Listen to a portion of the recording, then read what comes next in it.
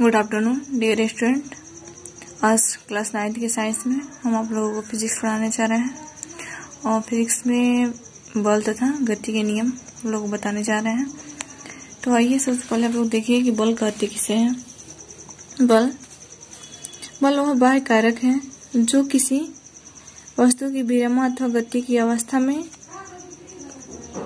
उसके रूप व आकार में परिवर्तन करता है अथवा परिवर्तन करने का प्रयास करता है, बल कहलाता है। यानी कि बल वह बाह्य कारक है जो किसी वस्तु की विराम अथवा गति की अवस्था में परिवर्तन करता है या परिवर्तन करने का विरोध करता है, उसे बल कहा जाता है। देखिए, बल में दिशा और परिमाण दोनों होते हैं, अतः बल एक सदिश राशि है। बल का एसआई मात्रक kilogram metre second minus square तथा न्यूटन तथा सीजीएस मात्रक डाइन है। आइए देखते हैं हम लोग संतुलित बल अथवा संतुलित बल तथा असंतुलित बल। संतुलित बल देखिए पहले, संतुलित बल यानी बैलेंस्ड फोर्स। जब किसी वस्तु पर एक साथ कई बल कार्य कर रहे हो और उनका परिणामी बल शून्य हो तो उनके बलों को संतुलित बल कहते हैं। यानी कि जब किसी वस्तु पर एक साथ कई बल कार्य कर रहे हो और उनका परिणामी बल शून्य हो तो उसे संतुलित बल कहते हैं।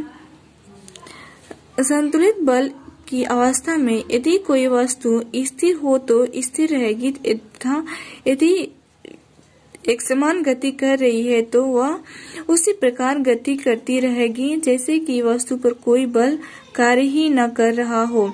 इस प्रकार संतुलित बलों के प्रभाव से वस्तु की गति की अवस्था में कोई परिवर्तन नहीं होता है। अब देखते हैं असंतुलित बल। यानी कि जब किसी वस्तु पर लगे अनेक बलों का परिणामी बल शून्य न हो तो उन बलों को असंतुलित बल कहते हैं। किसी वस्तु पर यानी जब किसी वस्तु पर लगे अनेक बलों का परिणामी बल शून्य न हो तो उसे असंतुलित बल कहते हैं और जिनका परिणामी शून्य हो जाता है उसे संतुलित बल कहते हैं। देखते हैं किसी वस्तु पर लगे असंतुलित बल वस्तु की विराम अथवा एक समान गति की अवस्था में परिवर्तन कर देते हैं। दूसरे शब्दों में किसी वस्तु पर लगा असंतुलित बल विराम में स्थित वस्तु की गतिमान कर सकता है अथवा गतिमान वस्तु को रोक सकता है अथवा गतिमान वस्तु की गति की दिशा में परिवर्तन कर सकता है। ये क्या है? असंतुलित बल का एग्जाम्पल है। अब यहाँ पर देखते हैं संतुलित तथा असंतुलित बल में अंतर यानी difference between balance and unbalance forces. संतुलित बल और असंतुलित बल। तो सबसे पहले देखते हैं संतुलित बल किसे कहते हैं, इसमें क्या डिफरेंट है। जब किसी वस्तु पर ये बल एक साथ लगते हैं तो इनका परिणामी बल शून्य होता है। असंतुलित बल में जब किसी वस्तु पर ये अनेक बल एक साथ लगते हैं तो इनका परिणामी बल शून्य नहीं होता। यानी असंतुलित बल शून्य हो जाता है और संतुलित बल शून्य हो जाते हैं और असंतुलित बल शून्य नहीं होता है। देखते हैं इसमें दूसरा संतुलित बल में ये बल विराम अवस्था में स्थित वस्तु को गतिमान नहीं कर सकते हैं। असंतुलित बल में देखेंगे ये बल विरामावस्था में स्थित वस्तु को गतिमान कर सकते हैं। संतुलित बल में देखेंगे ये बल प्रायः वस्तु के आकार को बदल देते हैं। असंतुलित बल में देखेंगे ये बल प्रायः वस्तु के आकार को नहीं बदल पाते हैं।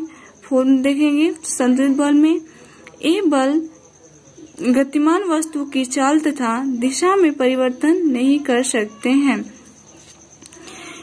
असंतुलित बल में देखेंगे ये बल गतिमान वस्तु की चाल तथा दिशा में परिवर्तन कर सकते हैं।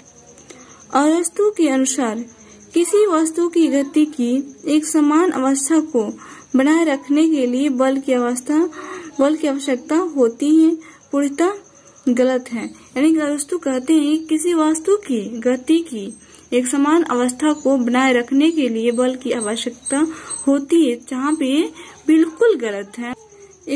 इसको समझने के लिए हम एक उदाहरण लेते हैं।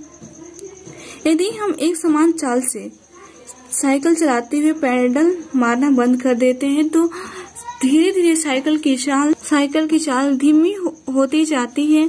साइकिल को एक समान चाल से गतिशील बनाए रखने के लिए हमें निरंतर उस पर असंतुलित बल लगाने की आवश्यकता होती है।